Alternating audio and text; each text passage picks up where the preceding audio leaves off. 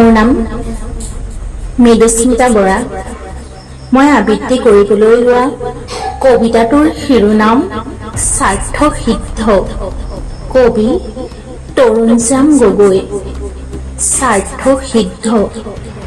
Jessica, সেই একেকেইটা কামিজ পিন্ধি নুখোলাৰ বাবেই তুমি খাৰিজ কৰি দিলা মোক।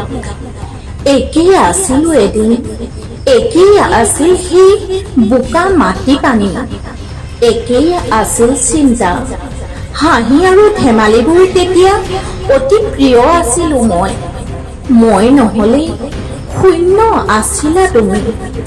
তোমাৰেই কথা সেইবোৰ, কিন্তু ক'ত হেৰাল সেই প্ৰতিশ্ৰুতিময় বিশাল কথাবোৰ। হ'বইচোন দিয়া, তুমি হৈ পৰিলা এতিয়া ৰজাগৃহৰ আমোলা। পিন্ধিলা ৰাজকীয় পোছাক, বিকেছত সোমোৱালা জাপে জাপে টকা।